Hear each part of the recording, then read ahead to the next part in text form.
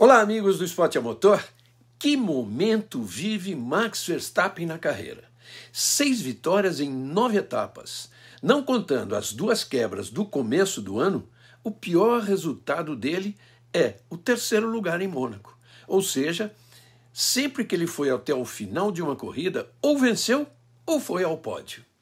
A pergunta é, a Ferrari ainda tem chance de reagir? Sim, pode ser difícil, mas assim como a temporada virou a favor de Verstappen, pode virar contra ele. Esse é um campeonato em que o rival Charles Leclerc já lidou com uma vantagem de 46 pontos e agora está 49 atrás. E já perdeu até o 2º lugar para Sérgio Pérez. E agora o campeonato volta para os circuitos mais tradicionais da Europa, começando por Silverstone, hora em que as equipes põem à prova tudo o que tiverem criado de novo. Então vamos lá, baixando a viseira e acelerando para o nosso 10º pré-GP do ano, sempre com o apoio do Petronas Cintium, com tecnologia Cooltech e do BRB, o Banco de Brasília.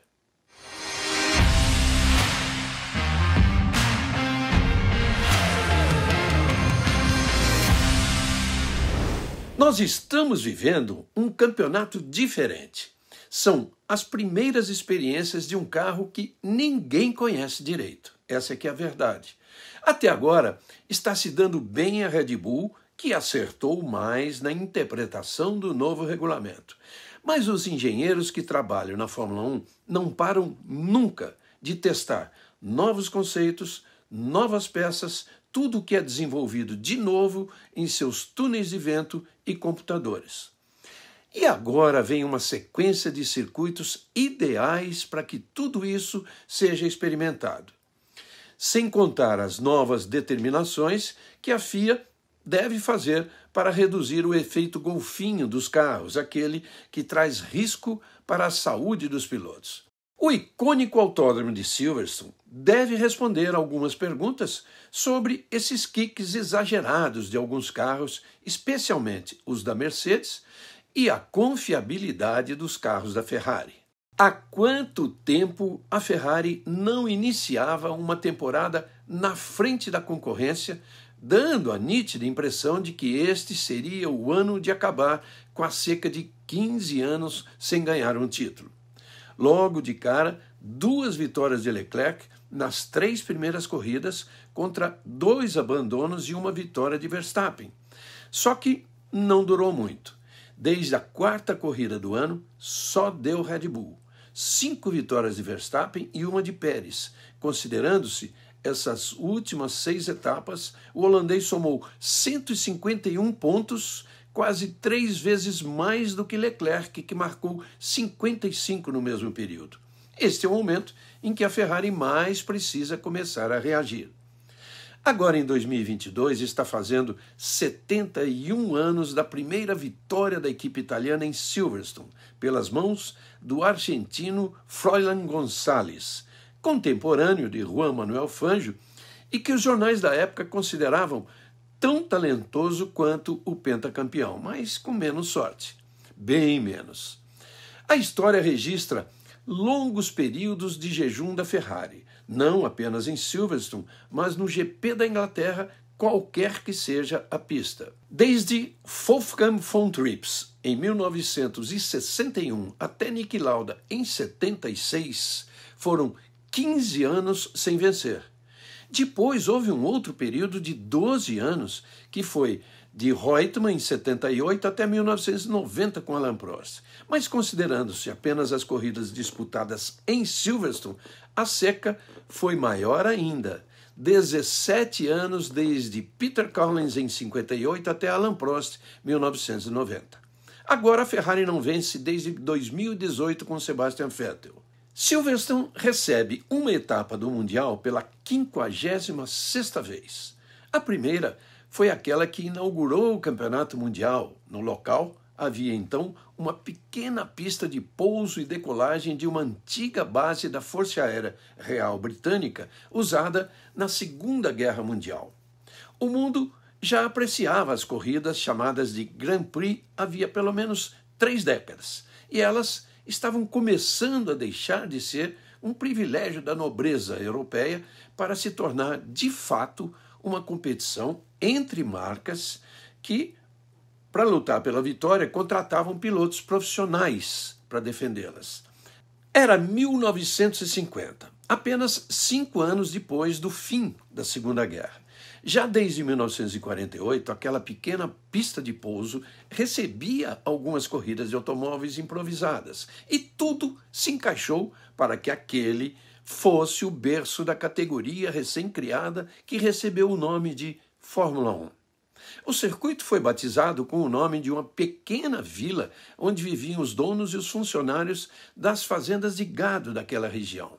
100.000 pessoas se deslocaram de ônibus, carros e motos para lotar o autódromo, que recebeu até a família real na inauguração em um sábado, dia 13 de maio. Na época, a Inglaterra costumava promover os seus eventos esportivos mais importantes aos sábados. Assim nasceu o primeiro campeonato de uma categoria com regras definidas para dar equilíbrio entre as marcas participantes, que na época eram as italianas Alfa Romeo, Maserati e Ferrari, contra as francesas Talbot e Gordini. A alemã Mercedes entrou em 54 e só em 56 chegava a primeira marca inglesa, a Vanwall. Em 58 já eram 4 inglesas, Vanwall, Cooper, BRM e Lotus, e o primeiro mundial teve 6 etapas e mais as 500 milhas de Indianápolis, onde não corriam os pilotos da Fórmula 1, mas era importante ter a corrida para que o campeonato fosse, de fato, mundial, perante a FIA. As 6 pistas europeias eram Silverstone, Mônaco, Bremgarten, no GP da Suíça, Spa-Francorchamps, o GP da Bélgica, Reims, GP da França, e Monza, o GP da Itália. O GP da Inglaterra preferiu fazer um revezamento. Além de Silverstone, de 1955 a 1962, foi usada também a pista de Aintree. O revezamento passou a ser feito com Brands Hatch, outro circuito icônico do país do automobilismo. De 87 em diante, todos os GPs da Grã-Bretanha aconteceram em Silverstone. A pista sofreu, então, modificações no decorrer da história, deixou de ser o mais veloz do campeonato, o circuito mais veloz do campeonato, mas ainda assim continua veloz, mas menos perigoso. O circuito de Aintree tem uma história curiosa. Ele foi usado no final dos anos 50 até o começo dos anos 60. A coincidência é que esta foi exatamente a época em que 4 garotos de Liverpool começaram a tocar juntos e mais tarde criariam os Beatles. E o George Harrison contou uma vez para Emerson Fittipaldi que ele começou a gostar de corridas quando foi levado algumas vezes à pista de Aintree pelo pai, que era motorista de ônibus em Liverpool. E a paixão do George pelo automobilismo foi tão forte e tão instantânea que o pai pensou bem e resolveu lhe dar de presente uma guitarra, na tentativa de desviar a sua atenção para a música. Nós nunca vamos saber se o mundo perdeu um grande piloto, mas sabemos que a música ganhou um gênio que se juntou a outros 3 gênios e que Deus uniu esses 4 na hora certa e no lugar certo. A humanidade agradece. Este é o GP que tem o maior número de vitórias de um mesmo piloto. Lewis Hamilton venceu em casa 8 vezes. Na lista dos 3 maiores vencedores aparece outro grande ídolo britânico do passado. Nos anos 60, Jim Clark venceu 5 vezes. Também o francês Alain Prost tem 5 vitórias. E na sequência vem Nigel Mansell, também um herói nacional, que venceu 4 vezes. Os multicampeões Jack Brabham, Niki Lauda e Michael Schumacher têm 3 vitórias cada. E vitórias brasileiras? Emerson Fittipaldi tem 2, uma delas em dobradinha brasileira com José Carlos Patti. Isso aconteceu em 1975. Ayrton Senna venceu só uma vez em Silverstone correndo de Fórmula 1. Curiosamente, no circuito em que ele fez mais sucesso nas categorias de base e, por isso, O autódromo é apelidado pelos ingleses como Silverstone, um trocadilho com o sobrenome Silva, Ayrton Senna da Silva, que venceu de Fórmula 1 em 1988, ano de seu primeiro título. Rubens Barrichello conquistou uma vitória espetacular em 2003, uma das melhores corridas que ele fez na Fórmula 1. Nelson Piquet também venceu, foi em 1983, o ano do seu bicampeonato, mas a corrida foi disputada em Brands Hatch e se chamou GP da Europa, nem Inglaterra, nem Grã-Bretanha. Aliás, vocês sabem qual é a diferença entre Grã-Bretanha e Reino Unido? Parece complicado, porque são muitos países juntos, mas até que é simples de entender. A Grã-Bretanha é o conjunto de ilhas que compreende a Inglaterra, a Escócia e o país de Gales. Esta é, logicamente, uma definição geográfica. Com o Reino Unido, a divisão é política. Também a Irlanda do Norte, em 1801, se juntou à Inglaterra, Escócia e país de Gales para formar o Reino Unido.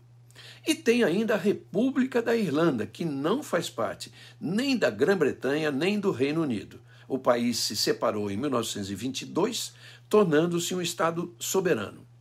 Toda essa história começou em 1707, quando os reinos de Escócia e de Inglaterra se uniram para dar origem ao Reino da Grã-Bretanha. Quase 100 anos depois, juntos com a Irlanda, criaram o Reino Unido.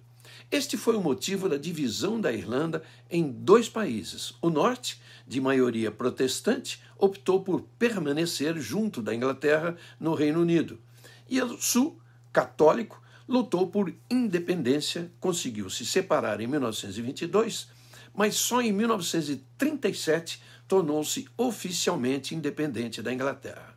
Então, para resumir, Reino Unido é o país, Grã-Bretanha é a ilha e a Inglaterra é uma das 4 regiões administrativas do Reino Unido, junto com Escócia, País de Gales e Irlanda do Norte. Depois de 3 corridas consecutivas com os pneus mais macios, a Pirelli leva para Silverstone a gama mais dura, o C1, o C2 e o C3, que é uma escolha lógica como consequência das muitas curvas velozes onde os pneus sofrem cargas laterais imensas, especialmente os pneus traseiros. Vocês devem se lembrar da vitória de Hamilton em 2020, cruzando a linha com 3 rodas, por estouro de um pneu na última volta. O nome Silverstone vem de uma vila vizinha ao circuito e cercada de pequenas cidades, entre outras tantas, que rodeiam o autódromo. Towcester, Abthorpe, Westbury, Stowe, Sheffield são cidades com menos de 3.000 habitantes. A simpática Banbury tem um pouquinho mais, 40.000. Cidades maiores na região, apenas Oxford, com 160.000 habitantes, e Northampton, com 200.000. Os hotéis são poucos e reservados com 1 ano de antecedência pelas equipes. Restam as pousadas e o que os ingleses chamam de bed and breakfast, que são, de fato, casas de família que alugam quartos e servem o café da manhã, aliás, delicioso. É só pesquisar que há várias opções, algumas muito próximas do autódromo, o que inclusive possibilita ir a pé e assim evitar o tráfego terrível do fim de semana. As opções de restaurantes também não são muitas. Lugares pequenos espalhados pelas estradas da região, assim, bucólicos, bacanas, com a comida típica inglesa, mas é muito legal. Outras opções são os pubs. Por menor que seja uma cidade inglesa, pub é o que não vai faltar. Para quem pretende ir a Silverstone um dia, é importante pesquisar antes, porque não são muitas as opções mesmo. E já saber que não vai encontrar um lugar requintado. Ao contrário, são todos lugares bem simples, e no meio dessa simplicidade está um pequeno restaurante chinês chamado Rice Bowl, em Towcester, uma vila com pouco mais de 2.000 habitantes. Se não fosse por recomendação, como essa que eu estou dando, o Rice Bowl é provavelmente um dos lugares em que você não entraria nunca. Uma portinha pequena, de aparência nada recomendável, mas o que existe ali dentro é a simpatia de vários integrantes de uma família de origem chinesa que faz de tudo, da cozinha ao serviço. E fica aqui uma sugestão: nem olhe o cardápio. Peça de logo o pato laqueado, que é bom demais. E para quem estiver visitando a região no fim de semana do Grande Prêmio, pode ir ao Rice Bowl, que com certeza vai encontrar boa parte do grid da Fórmula 1 e comendo pato. Quem olhar para a classificação do campeonato pode deduzir que o título já está nas mãos de Max Verstappen. Mas não é bem assim. A vantagem é boa, muito boa, na liderança por 46 pontos sobre o companheiro de equipe Sérgio Pérez e 49 sobre o maior rival Charles Leclerc. O senhor consistência, chamado George Russell, é o quarto na tabela com 111 pontos, seguido por Carlos Sainz com 102, Lewis Hamilton, que foi ao pódio no Canadá, com 77, Lando Norris com 50, Valtteri Bottas 46, a seguir os dois pilotos da Alpine, Esteban Ocon 21 pontos à frente de Fernando Alonso. A Red Bull, com 7 vitórias em 9 etapas, é a única equipe a quebrar a barreira dos 300 pontos na temporada. Alcançou já 304. São 76 de vantagem para a Ferrari e 116 para a Mercedes AMG Petronas. A McLaren, que não somou pontos em Montreal, segue com 65 e passa a ser ameaçada pela Alpine, que está apenas 8 pontos atrás. A Alfa Romeo é a sexta colocada com 51 pontos, seguida pela AlphaTauri, que esta semana renovou o contrato de Pierre Gasly, Aston Martin, Haas e Williams fecham a classificação. Com a volta da Fórmula 1 à Europa, voltam também os horários mais comuns das corridas. O primeiro treino livre da sexta-feira começa às 9 da manhã e nós estaremos no ar pelo Band Esportes desde 8h45 ou no máximo 8h50. Para o segundo treino começamos às 11h45. No sábado, tudo começa uma hora mais cedo. O Band Esportes mostra a terceira sessão de treinos livres a partir de 15 para as 8. A classificação que define o grid de largada começa às 11 horas. Nossa transmissão começa meia hora antes. E no domingo entramos no ar às 10h30 da manhã. A corrida larga às 11. E não acaba por aqui. Na segunda-feira você pode acompanhar ao vivo o Batendo Roda com Rubinho Barrichello no meu Instagram, @Regileme, às 6 da tarde. E se houver alguma alteração de horário, eu aviso lá no meu perfil, repito, @Regileme. De qualquer forma, o Batendo Roda fica disponível aqui no canal. Então é isso, meus amigos. Eu quero agradecer e muito a todos, especialmente aqueles que estão inscritos no canal. E também, claro, a cada like e a cada comentário que vocês deixam aqui. Numa pista veloz como Silverstone, dá para torcer por uma boa corrida e vamos fazer isso, né? Até a próxima, amigos. Tchau!